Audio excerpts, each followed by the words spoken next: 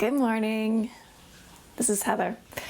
It's been a really long time since I did a what I ate in a day video. So long, in fact, that they've gotten really popular. So I thought I'd do one.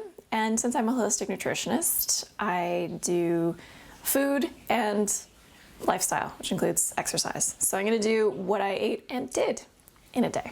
And I'm starting with a run. Before I head for a run, I'm gonna have some water. And before I run, I usually put a little bit of pure fruit juice in there. Not too much, but just enough that it has some flavor. And also, I learned that having some carbohydrate in the water helps your body absorb it. So here you go. Just walking up to show you one of my favorite parts of the trail. It's so pretty. This part's pretty cool too. Looks like a fairy wonderland. So there was my run for today. I have been slacking on running this summer because A, it was really hot, and B, I had a job that was taking over all my time, so it was really hard. Oh, and I cycle commute, so I was cycling to work every day and spending 12 to 14 hours there, busy the whole time, so I didn't have much time to run. So this fall is me trying to get myself off of slacking, microphone in the way, off of slacking on runs and get back into it. So I have signed up for a 10K that is next week, and that was my last long run. Normally I would do them on Sundays, but I'm running with a friend who is having some health issues at the moment, so she can only run a little bit. So, long run on a weekday. I've got more water. This one has some fresh lemon. So I forgot I had half a lemon in the fridge. So that's delicious. And it's time for breakfast. In the summer, I've been doing smoothies and muesli. Now is the time when it's getting cold and I'm moving towards hot porridge, but I haven't actually made that jump yet because I had a bunch of muesli in the fridge. And this week was the start of my CSA, so I've got a whole bunch of happy kale in my fridge, and so I'm gonna make a smoothie out of it. But I think I'm gonna do a thick smoothie, make a smoothie bowl, put some muesli on top. Usually when I do smoothies in the summer, I put the oats in the smoothie, but I feel like crunching something, so we're gonna do that. All right, let's do it. I've got 200 milliliters and the leaves off the kale in there. I'm gonna add some frozen mango, some frozen wild blueberries, of course a banana,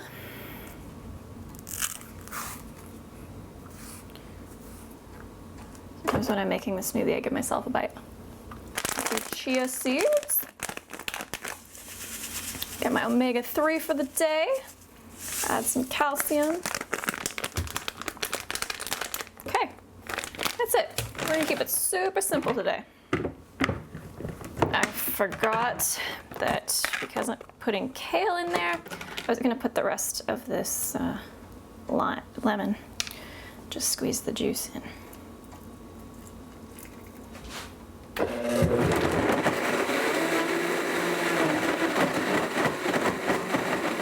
That actually looks pretty terrible because when you mix purple with green, you get brown. So it would be really nice if there were some raspberries in there. It would probably look a lot better. But I'm just gonna put it in one of my pretty bowls, just for you.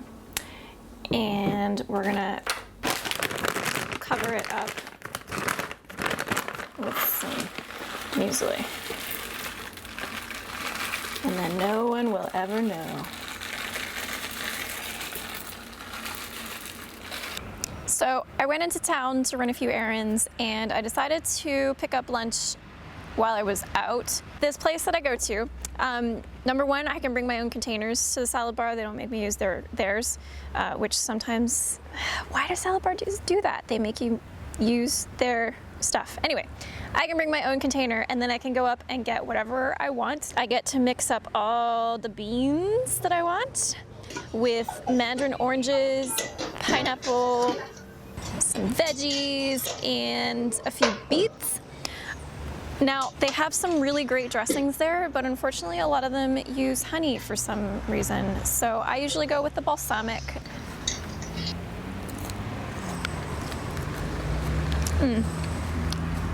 Also, a cool thing is you can pile in the greens. The greens don't weigh anything, but they cost a fair bit where I live to buy. And they usually go bad pretty quickly because they're shipped a long way. So the salad bar actually works out to be more economical for me. I know that's not true everywhere, but for me it gives me a nice variety.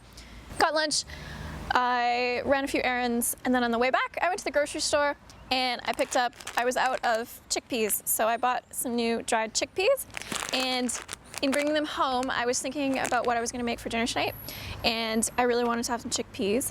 And I've got some eggplant in the fridge from my CSA. I've got some leftover tomato sauce from something else. I've got some leftover rice. And so I'm thinking of making like some kind of Indian inspired, like maybe not exactly chana masala, but something chana masala-ish that's super easy. And some eggplant. I always forget what they call that. And I also can never pronounce it properly, so I'm not even gonna try to say that, but you know, that eggplant dish with the tomatoes and the spices. And I got some chocolate. So it's only 3:30, but I'm gonna start the chickpeas in the pressure cooker so that they will definitely be done by dinner, because normally I don't get them done in time. All right, so I've got my chickpeas in the pressure cooker. I'm gonna put water in up to, I don't know, like there. It doesn't really matter, as long as they have enough to cook. And I'm gonna put a piece of kombu in there. You don't have to, but this helps them cook better, and consequently means that you get less gassy from your beans. You take it out before you eat them though. This goes in like that. Get the lid on. Make sure I have this on there, settled in. And then I'm gonna do, now some of my pressure cooking friends can probably tell me better than this, but here's what's been working for me. So I put it on high pressure for 25 minutes, and then I go back to work. And then once that's done, I let them sit and let the pressure release naturally. And I just let them sit for like, I don't know, until I remember to come back. And then I put them on for another 9 minutes or so. It's almost time to start making dinner, but before we do that, I feel like this post has been a lot more personal than most of my content for the last couple years.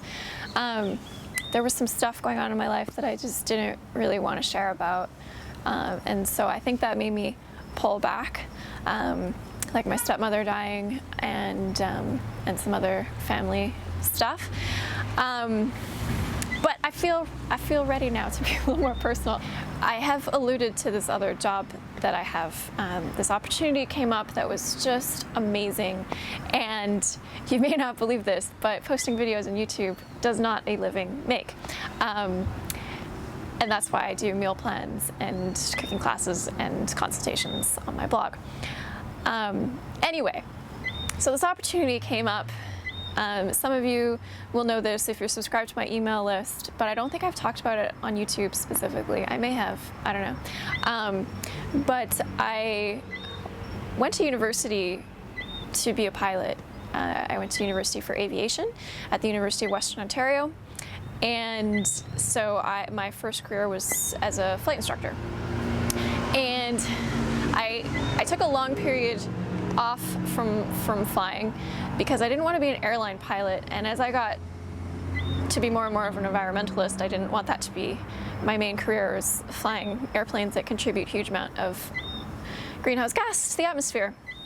Anyway, this opportunity came up a couple years ago to fly a small airplane, which has really good fuel efficiency, and I fly at 1,500 feet, doing sightseeing tours. So that is what I do a lot of the time now, particularly in the summer when it took over my life, as I said. But right now my plane is grounded for maintenance. So that's why I have more time right now to catch up on things and to get back into videos, and I am not going to take a hiatus like that again, I promise. That was the first summer since starting this business, the sightseeing flights, that we had a really like gangbusters kind of summer. So I was flat out the whole time, but now that I know what to expect, I can, you know, try to manage that better, and hopefully try to get some more people flying the plane so that I don't have to do it all. That is my personal update for now. Let's go make some dinner. These babies are now fairly soft, but we're gonna put them back on. So this is like as if you had soaked them, but if you didn't remember to soak them overnight. Now we're going to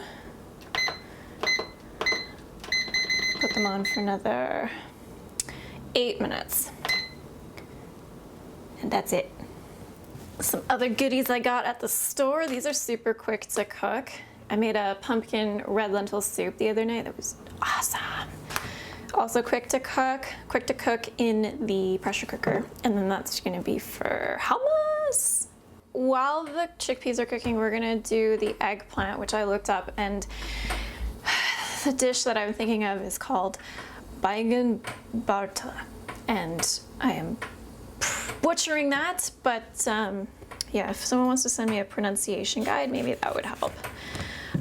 So I did a quick lookup of both CHANA masala and baigan bharta, and they're quite similar actually, in terms of what's going in and what kind of seasonings they're using, but I'm just gonna keep it super simple. Luckily, I got some cilantro in my CSA bag this week. I normally do not have cilantro because I don't like it, but in certain circumstances, I make exceptions. So today we're gonna do that. I'm just gonna chop this up and start sauteing it, and then I'm gonna add some spices. I do not have any onion or garlic today. To be honest, I haven't been using onion much lately because I found it was giving me a lot of gas, which it sometimes does. So this is gonna be interesting, but we're gonna make it happen. And I don't have any garlic on hand. I don't even have any ginger. I obviously didn't plan this very well, and I need a bigger cutting board. But I'm gonna put a zucchini in with the chickpeas for the CHANA masala. And I think I'm gonna try adding some coconut milk to the eggplant.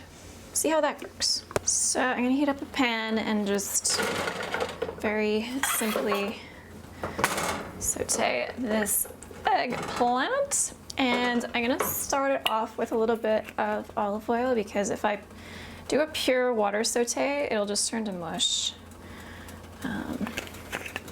But I will use water as I go along, so I don't like to use too much oil. A little bit never hurts. A pinch of salt. Might as well start chopping up this cilantro. It's gonna go in both. Oh, what am I doing to myself? I can smell it already. Some of us just don't like cilantro, and there is a genetic reason. Our taste buds make it taste like salt. But what I have discovered is that you can offset that effect by using coconut. So that's why I'm thinking of trying coconut milk in with the eggplant. Make it creamy, make the cilantro more tasty. Non-stick pans are the shit. I mean, I haven't even had to add any water yet, and this is not yet stuck or burned or anything. Look, that looks great. This is a ceramic lined pan for anyone who's curious. It was labeled eco-friendly, so they had me. In an effort to make these two taste different, I'm gonna do cherry tomatoes in with the eggplant, and use the leftover tomato sauce in with the chickpeas. I'm also going to use some different spices. So with the eggplant, we're going to do a mild curry powder, smoked paprika. We're going to do ginger in both of them, and the coconut milk. So it'll be like a creamy, mild, smoky kind of baigan barta. And then with the chickpeas, we're going to do a hot curry powder. I may or may not add some cayenne. I am a wuss when it comes to heat, and we're gonna make it zippy with some lime juice and the different tomatoes. So that's how this is gonna go. We'll see how it turns out. I'm gonna add a little bit of water now, only because I feel like the softening is kind of slow and it's exciting. Here we go. Woo! If you add tiny bits of water at a time, it'll be less likely to get mushy and more like what it would be if you used all oil. So that's why I keep my electric kettle by the stove with me when I cook. We are ready for some tomatoes, for some spices.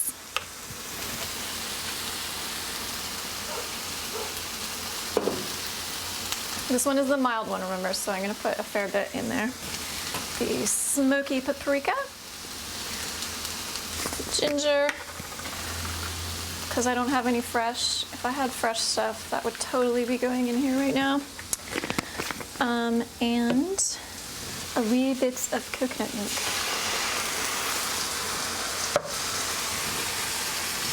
We'll save the cilantro for after.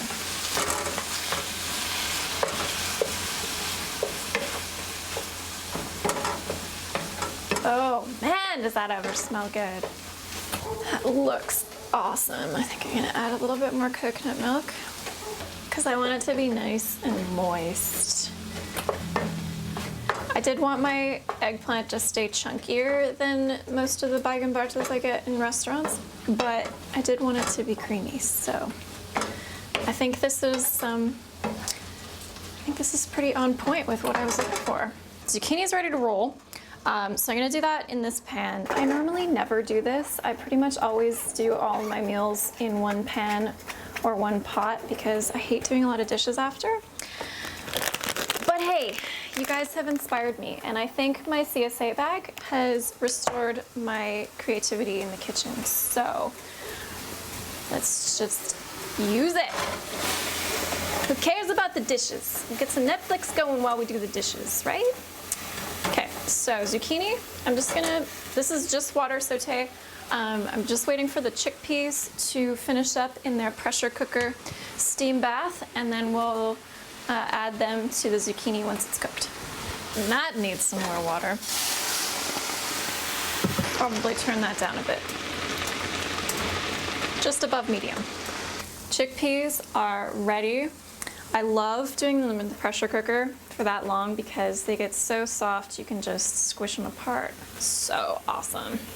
So we're just gonna dump some of those in there. I'm just gonna get some tomato sauce in there to kind of infuse the chickpeas with flavor and diffuse some of the heat here. Like I said, we are gonna add some lime juice for a little bit of zippiness. Some spicy curry powder. Well, it's quite tasty so far. It does need a little more salt, and it does need more curry powder.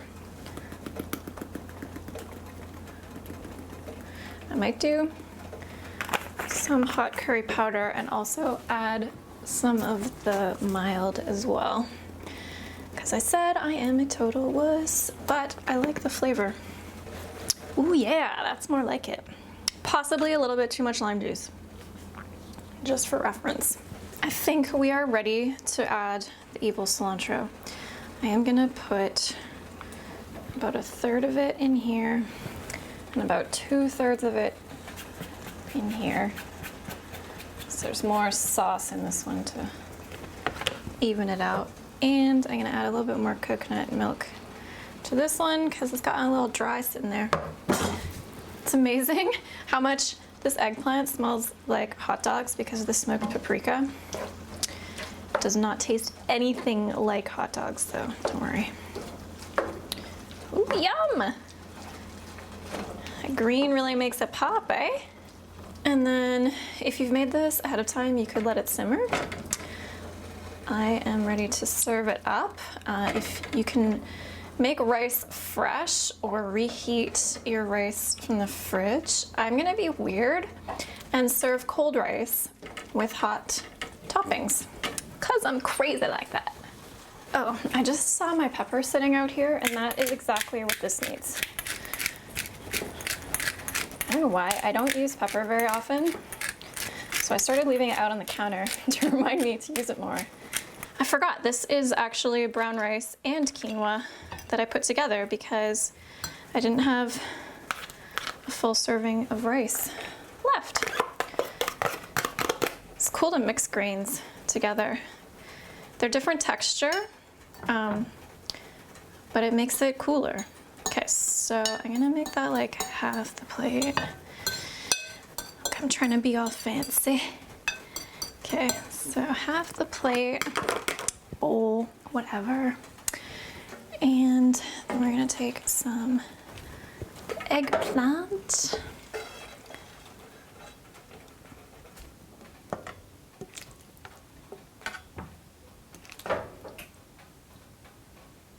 And because my boyfriend really likes naan, I am going to put some pita bread in like that. I'm gonna give him 3.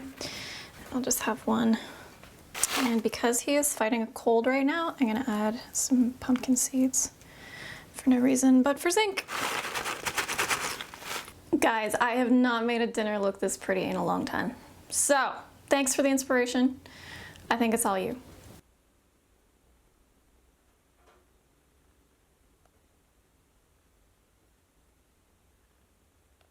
So I hope you enjoyed spending the day with me. Leave me a thumbs up if you want to see more what I eat and do in a day videos.